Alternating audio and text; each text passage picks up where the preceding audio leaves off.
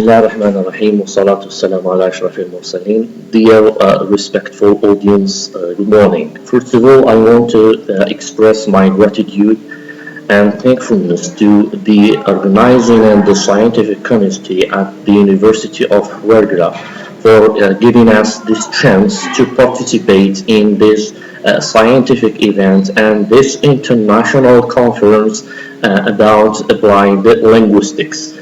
So let me introduce myself, Dr. Abdelkader Bensafa from the University of Tlemcen, Algeria, specialized in ESP didactics and linguistics.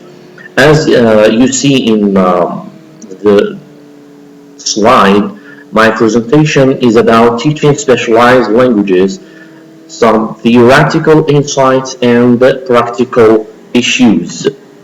As an introduction, we can say that language is regarded as a human property vis-a-vis or par the other creatures. It means only human beings who use language in their daily life.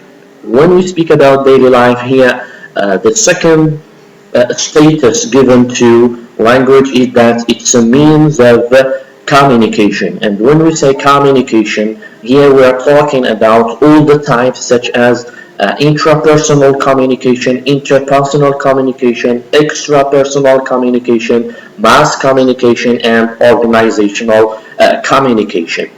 The last status, and which is very important, and it is part of the definition of language, is that it is a system of systems. When we say a system of systems here, we are talking about the first system, which is the sound. Sound, different sounds together, it means here we are talking about two disciplines such as phonetics and phonology. When we combine different sounds, automatically the result is a word. So the second system is about the word, and it is related to morphology. Different words together, joined, combined together, will give us a sentence. And here we are talking about the third system, which is syntax. The fourth system, automatically a sound, a word, a sentence, we need meaning. Meaningful sentences, meaningful words, because we have said in the introduction that it is a means of communication. So in order for the process of communication to be successful, we need meaning. It means to understand and to be understood, and here it's the role of semantics. And later on comes the role of what we call language use. Sorry for this. Language use. It means here pragmatics. It means where and when to use language.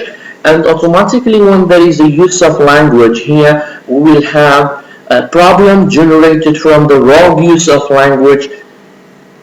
Once again comes the role of applying linguistics as a practice-driven discipline aiming at solving the problem generated from the wrong use of language. Now let's talk about the core of the presentation, which is specialized languages. Before talking about specialized languages, it's preferable to do a kind of comparison or distinction between what is called common and specialized languages. The specialized language is a vector of specialized knowledge. And when we speak about knowledge here, we're talking about the highest status of knowing one can reach, starting from the bottom, it means the ground data, then when data are contextualized, here we find information, and from the information we get knowledge. But sometimes it means the specialized languages or language contains units from the common language.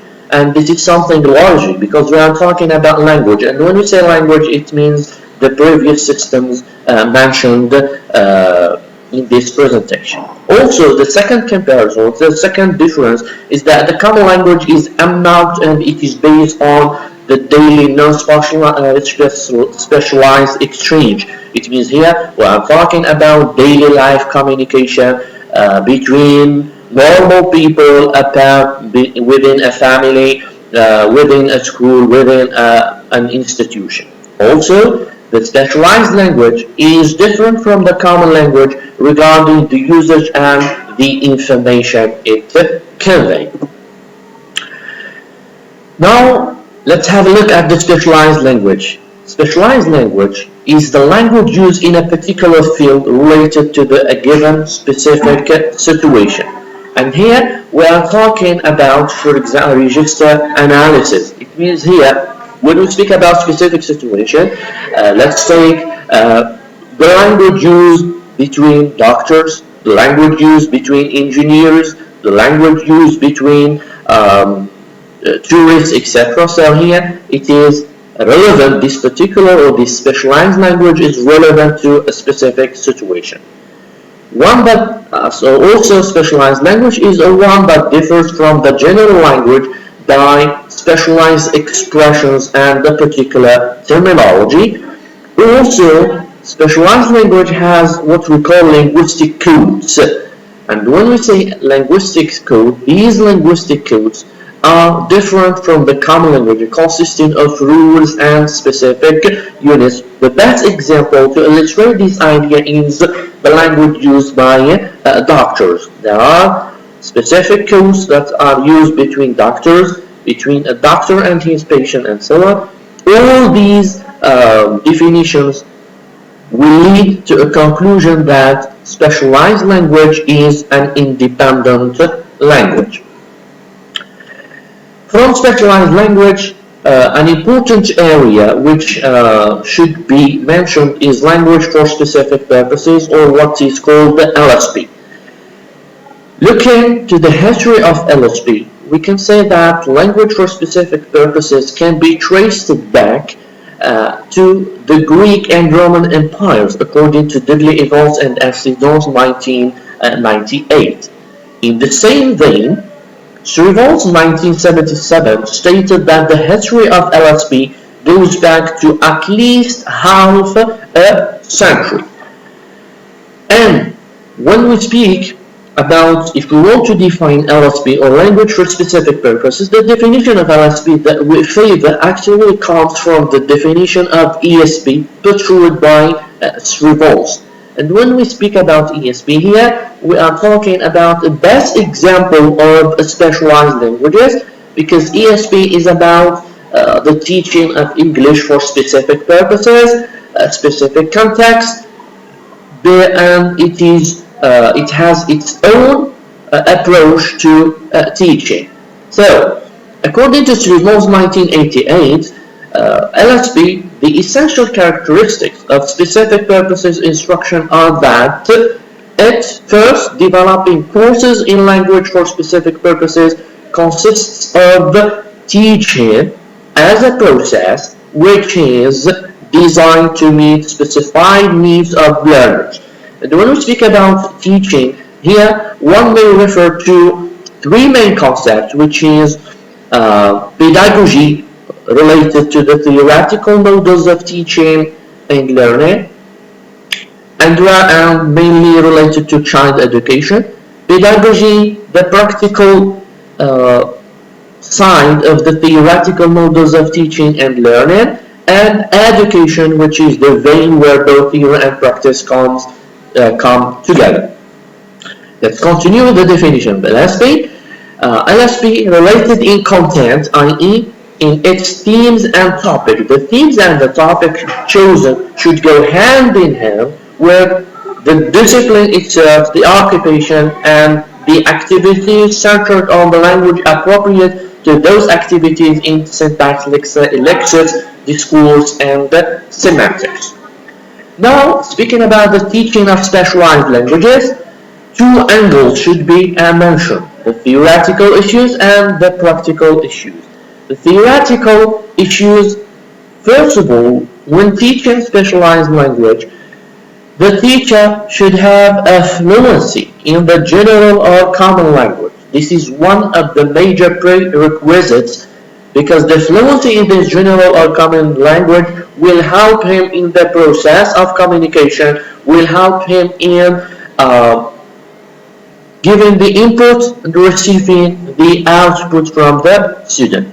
The second prerequisite in the theoretical issues related to the teaching of specialized languages is a good command of the specialized language. This is something logic because you are in a vein, in a particular context, you are in a particular discipline, so you need to have an idea about this specialized language.